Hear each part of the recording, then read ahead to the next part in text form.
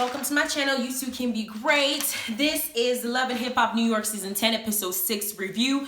Between a rock with a heart and a hard place, okay?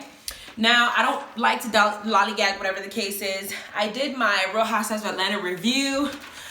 I must have said some shit that I wasn't supposed to because that shit got flagged low-key. So, but go ahead and check it out. Let me know what you think. It's a review I did. I put some effort into it. I put some work. I totally spoke how I feel. So go ahead and check it out. This one's going to be a little bit different. I will speak how, but I'm going to try not to get myself into trouble. So, let's begin. We got where it left off. We got Sin, Jonathan, and Erica. They're still discussing the setup that Erica was allegedly doing between Tahiry and Joe. And Sin is over here on the phone with her baby because she said Lex is sick. Jonathan is trying to explain it to Erica to make her seem like she's supposed to empathize with Sin's plight. And I think it's bullshit. Why? I still take the stance that I don't care. I don't care. Don't sit up there and feed me something like, well, from a woman's perspective, you should be able to know. From a woman who I have not been with, from a woman who's not my ex, from a woman who has not talked shit about me, from a complete stranger that I know nothing about, that has not treated me good or bad, then I can empathize with you. But when you have burned bridges with me, bitch, I'm not going to think about you in any way, shape, or form. And Erica was very clear. When I was trying to hook him up, she had my spirit. You were the last person on my mind. What's going on with you in your life was the last person I had to consider because you and I have not really interacted with each other for a long time. My thing is I'm living my life and I'm doing what I'm supposed to be doing in the moment. You're not a person that I think you're an afterthought to me. And I don't know if Sin felt irrelevant because she felt like maybe at some point, somehow deep down, Erica Mendeecees still thinks about her every now and then, but she got a clear understanding that this girl's done with you. So they settled it, they squashed it, she gets up, they gave each other a hug. Erica decides to say, you know what, I'm going to try to be nice and not be a bitch about this, but honestly, she don't give a damn. And Sin kisses the baby, kisses her belly and says it's going to be a beautiful girl. And if she's true, it is going to be a beautiful girl because Erica's a beautiful girl and Safaree's not unhandsome. So that's the scene that got that one. Yandy, the next scene, we got Yandy and her daughter are out chilling and Mendeecees calls. Mendeecees lets him know that he will be released early. Y'all know that he was charged with conspiracy to distribute, or he was allegedly charged with conspiracy to distribute whatever, and he was supposed to spend 8 years. But it seems like he's coming out early either for good behavior, for whatever reason, but he wanted to let his family know. This is what's happening for real. My lawyer's not playing you. Expect me to be home soon. And I was like, cool. Oh my gosh, she's coming home. His daughter's now 5 years old. He didn't see her since she was in Yandy's belly. It makes him sense. I'm happy for him. He's coming home. I like to see people coming out of prison. Hopefully he don't go back. Then we got Rich and Yandy are in a photo shoot because Yandy is now moving forward. Rich is actually behaving like a manager towards her. I still think that he don't got nothing, but he's at least putting on some effort because of his experience and the connections that he has made. But he did something messy. Although I understand the reason why he wants Fresher's little dry ass, flower ass mouth. He looked like his lips always look like they need to be chapped, like they're just chapped. Like they need to have some kind of oil, so maybe like lard or something on it. They always look dry as hell. And I keep wondering what the hell he's been having his lips in. It can be in the right place because it always look like you got flour on that mouth. Put something on your damn lips, Fresher. It is half your face. Put it on there. Now, don't get me wrong. I love thick lips. It's not a racial thing. It's just the fact that take care of them thick lips. They need to be nourished. They need to be nurtured, just like you would a child. Fix your lips, boy. Like, I'm sick of seeing that. But he comes in by Rich's invitation because Rich tells Yandy that he wants her to clarify to Fresher that she will no longer be working with him and he wants to be present when it happens. I couldn't tell if this was Rich trying to make sure Yandy drops him and that she's telling the truth, or if he was trying to be messy because he wants to knock Fresher down a peg. I'm not sure which one it is, but Fresher comes in, and what pissed me off is he basically said, okay, since Yandy chose to be with Rich Pesos, that he is not going, he's going to make sure that they pay for it. Now, this is what I don't like about the industry. Even if you don't like what somebody does, why would you go so far as to try to fuck up their grind? Because he seems like Fresher got a chip on his back with this girl, and let's just say by some miracle he becomes a good producer. He may one day fuck with her money because he's gonna remember that she chose Rich over him, and it might be an issue she's gonna have to pay for it later, and that's not the type of stuff that you wanna do. You know, don't be like, let me screw up your life because you didn't choose me. Clearly, Rich was doing more for her, and if I was her, I would choose the person that was doing more for me. It's just reason, not friendship. But he feels like he's owed something, and I feel like it's because he wanted to get her. He wanted to fuck her, and she was like, no, I'm not doing this. Because as we find out later, he had another artist he was working with, and he was fucking that girl, but I'm gonna talk about it later. Then we got Erica and Safaree doing a photo shoot for Safaree's new EP, Straight. And I don't like to say it like that because I know he gives a little emphasis on there, but they're doing a photo shoot. They invite Tahiry to tell Tahiry the rundown of what happened when Erica met up with Sin and Jonathan.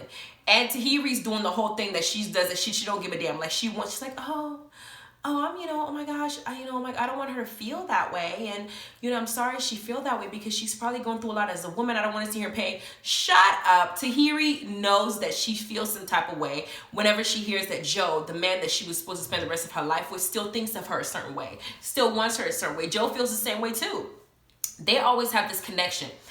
I had an ex that there was a time period that whenever we saw each other, it don't matter whether he was with somebody, whether I was somebody or what I was doing, there was always that tension there that we just know that we just, if we had a chance to do something, whatever, that there was a huge chance of doing that because there was just, that connection was just there. Like we just couldn't, it was just there all the time. And it was just hard to explain, but hey, we just, it is what it is. That same tension is the same as what Joe and Tahiry's ass have. So I don't know why Tahiry's over here playing the naive person like she don't know what the hell is going on, but whatever.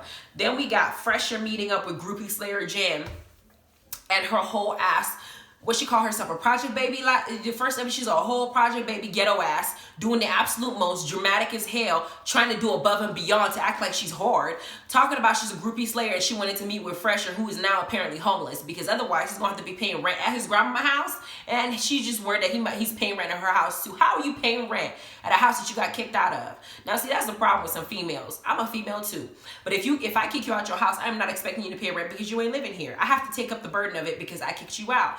She's expecting Fresher to take care of her bills, but he's not supposed to be living there. What is it? Do you want Jen? Do you want him to be a part of the household or not? If you're gonna kick him out and then leave him alone. Don't kick him out and still take what you want from him and then have a whole ass attitude talking about, I had this girl named Jada come into my DMs telling me that you owe her $60K. And I'm thinking to myself, Fresher doesn't even have himself up there yet. Like he's not known like that yet. And he's out here owing people 60 motherfucking K. For real? Like, this is not a good way to start. And you out here fucking your artist. Like you are on this show and you're making yourself look like a dumbass. And that's the only part of Jen that I agree. Because she told Fresher that he's out here looking like a bum, basically, because you got kicked out of your house for someone that didn't choose you, okay? And you out here having another girl feel the need to DM me and tell me that not only do you owe her 60K, but I'm thinking that you out here screwing her too because you have been a cheater since as far as I can remember, and I feel like this is what you're doing again. Of course, Fresher does what all the dudes do in his position. She lying. She delusional. She don't know what she's talking about. My chapped ass lips didn't kiss her. My chapped ass lips didn't do nothing to her. My chapped ass lips didn't go down on her. I mean, hell, maybe that's why they're so damn chapped, because he's been dealing with Jada, because her wig, from what I saw, her freaking weave ass hair, I feel like she stole that from her German Shepherd. It was the German Shepherd's fur she didn't put on her head. I'm gonna keep talking about that later. But anyway, she goes off on Fresher. Fresher lies about it. And she says that she only called him there because she wants to see if he will tell her the truth. Bitch, you already know he's gonna lie to you. So I don't know why the hell you did that. You just want to go off on him so you can get some steam off. Then we got Yandy meeting with Mendeecees' mama, Judy, and to let her know that Mendeecees will be coming out soon, earlier than what they thought. But the bone of contention is basically that, Yandy's fostering, I believe, a 15-year-old. I'm not sure her age, but she's a teenager. And maybe the law states that if you have somebody who's, of course, a sex offender or somebody who's a felon, they may not be able to foster a child because they're concerned about their safety. Now, Mendeecees' mama, she says, so what, you gonna expect Mendeecees to go live somewhere else? It's almost like she's saying, if it's between my son and her, you're gonna have to kick her out. I don't care. And I'm just like, damn, she's a savage. She don't give a damn. She said that like, for real, like you gonna let him go somewhere else type thing, but she didn't want to come out and say, you better kick that heifer out or something like that. It's not fair for her to say something like that because Mendeecees chose his path. He did what he did and got in trouble for it. That little girl did not choose her path. She was a child and she was put in the system and she found somebody who's willing to care for her. So I hope that Yandy's able to figure this situation out, because for me, I just want to tell foster care nothing. Y'all got a million kids in the system. Don't worry about what's going on in my house. As far as she said, don't worry about who's living there. As far as I'm concerned, go worry about the other kids that still need you to go and find them a good home and not being molested or raped or whatever. Go fix that situation first. Then we got Rich, Side Chick Pesos, and Safaree meeting up at the gym. Rich decided that he wants to give Safaree some weak-ass apologies. Safaree's naivety is a gift and a curse, because he's able to forgive people and forget and really, embrace them, even though they would do some fucked up ass shit to him. He's that type of person, you feel me? But at the same time, that naivety means that he's blind to really perceiving the type of person that people are. I saw Rich dog Johnny Blaze out. She didn't deserve it. I saw Rich fuck Cisco's girl, and he shouldn't have done that. That was just fuck ass shit. He shouldn't have done that. I saw Rich dog Erica Mena out and sleep with her right behind her back while she was with Sin, acting like he's a thought ass, just slut. Everything that you can see under the sun. I saw him dog Mariah Lynn out and make her look like a fool on national television where Nia was going off on her. I have seen him do all this crazy ass shit. I mean, he's right up there with Peter Guns and his dumb ass. So, being that I've seen his character, I've seen how he behaved, I've seen the type of person that he is. He does some funky ass bitch shit sometimes. So here you are, apologize to Safaree after you did that fake ass, let me slow motion run through a table trying to get to Safaree. Why didn't you run up slow motion that way to a Cisco when he was trying to whoop your ass? Instead, you sat there talking about, that would be amazing. When Cisco said that he would fuck you up for real. And when Ray J stood up when he said something to Pranky while they were in the reunion about Moniece, when they were talking about Moniece and stuff like that, Ray J said, Rich, what was that? He didn't say nothing. He tried to nullify and say, okay, let's just talk about this. I'm not going to condone this. He didn't do nothing. But Safaree, the one person that we know is not a fighter. Joe Budden knows his ass is not a fighter. Y'all want to buck up on that, act like he's somebody that's out there thugging out like he said, no, stop it. You're weak as hell. And I'm going to still stay. The way that he acts, I don't like the way that he acts. I don't think he's a horrible person, but for Safaree, he deserves better. But Safaree accepts his weak ass apology and decides that he's going to invite him to his bachelor party.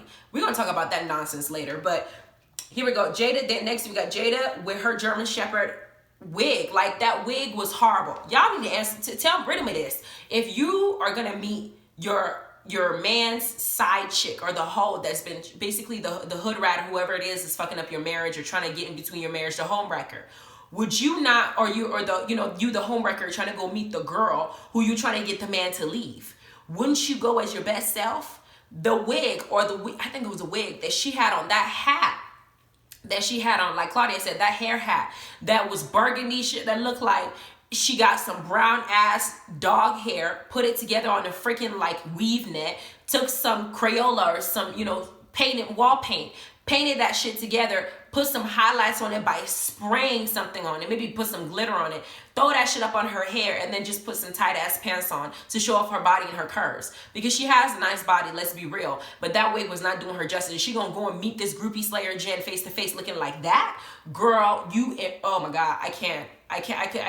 Just watching that hurt my eyes. I felt like she was raping my face with that hair. Like, I couldn't do it. On a bad day, it's good to have bad hair. It's okay. But considering the dynamic of what you were trying to do, you were supposed to look your best self and you just did not pull through. But Jen goes to meet up with Jada and she's accusing Jada of basically lying about her family and saying that somebody stole from her because Fresher said that he don't owe her nothing. Jada comes out and says that Fresher and her did videos. Fresher was saying that it's gonna cost 10 grand to do this, but next thing you know, he only used 3 grand on that, and she comes out with a fake booty and a whole new body, and he's wondering what the hell all the money is going to. So he's out here shelling out some of Jada's money and using it to take care of his girl while he's fucking Jada on the side. Jada's now pissed off, feeling dumb as hell and feeling stupid like all the other women out there who put themselves in this type of situation. And so she's going to go basically put it out there in front of the girl, the wifey or the girl, let her know what her man's doing so she can fuck around and mess his life up because she's bitter as hell because she was the one that got left. Now you got Jen sitting there, already know what Fresher's doing. Now she's arguing with this thought. And I'm sitting here thinking to myself, Jen, this is your norm, because her question was, how am I supposed to be with a man I don't trust? What am I going to do about Fresher? The same thing you've been doing your entire relationship, you're going to take him back. You've been doing that this whole time. What's the difference? For real, what's the difference? You're going to get mad at him for 2 seconds. He's going to come and apologize and probably cry and tell you how much he values you and how much he's going to do for you and your family. You're going to take him back, and after a few good months or whatever, he's going to go back out and do something else. Since he out here fucking his heart, he could have fucked Jenna Ski if she let him. So Jada is no different. But here's Jada in the corner after trying to pick a fight with Jen, and Jen telling her to watch her fake ass while he walks away. Jada's sitting there complaining that her relationship with Fresher was a real relationship. Bitch, no, it wasn't. There ain't no way that you can be dating a man who belongs to somebody else and use the word a real relationship and the stuff. It don't work that way. You are the side chick. You are the extra. You are literally the thought box. You are the free person. You are the person that he calls at midnight and he scolds and he screws when he's pissed off about the girl back home and what she did. You're the girl he goes to relieve his stress. And when he's done get what he wants from you, he's going to go back home to the family. He's going to tell you everything you need to know, you feel like you want to know, to keep you doing what he wants to do. And you being the fool you are, going to believe every single word, fall for him, and then expect something different with your naive ass. It does not work. And even if he does leave her and come back to you, you would not be respected by him in any way, shape, or form, because no man or woman is going to respect somebody that they got knowing that they were with somebody else, because it's already attests to your moral fiber. You were willing to cheat and hurt the person you didn't spend how many years with to be with me. What makes me feel like you're not going to go and do the same thing to me after I didn't invest in how many years in you? You are going to be forever tainted within my eyeballs, bitch. So the best thing for him to do is stick with the girl he knows and deal with you until he gets fed up and then get rid of you. And now you pissed off, you're going after Jen and making her blood pressure go high and making her little project baby ghetto ass come out, because now she's sitting here feeling like she got to check you because Fresher ain't gonna do it. He already left you, took your money and ran, spending up on his family. Now you bitter. Anyway, the scene ends. The next one we got is the bachelorette party. Erica Mena and Safaree's bachelor party looked lit as hell, especially Erica Mena's side. She had the strippers out there, one male, one female, and what they were doing, the acrobatics and the gymnastics they were doing, made me question my life. I'm sitting there thinking to myself, are these real human beings? The things that they were doing shocked me. Now, don't get me wrong, I've seen strippers and of course like that, but there's some strippers that you see that are, it's like they're made for those jobs. Like they really know what they're doing, and you want to make sure you give them all the money in the world because they really work hard. Because the shit these people were doing had me flabbergasted. I almost wanted to jump through the freaking screen and just join them because of what they were doing. I just wanted to be there in person to really see if this was really going on, because you got some people in the audience with their mouth open like, wow. Tahiry said this party was lit. On the other side, you got Safaree's bachelor party going on, and that looked like a snooze fest. For real. I was like, this gotta be a prank. Ain't no way Safaree's, Erica Mena's bachelor party is this lit and Safaree's bachelor party look like this. You can hear a pin drop. They're just sitting there having like a nice social gathering, like this is a meeting, a conference to elect the new governor or something. They're not doing nothing bachelor related. Now I understand that Safaree wanted to seem like a respectable person. Papoose said, this is what you're supposed to be doing, let the girl have fun and whatnot. However, they got rich, busted ass over there joining in this mess. And of course, Erica gets pissed off and her group of friends try to get him out, which is what my group of friends would do, but they would have picked his ass up and throw him out the house or out the room. But they didn't do that.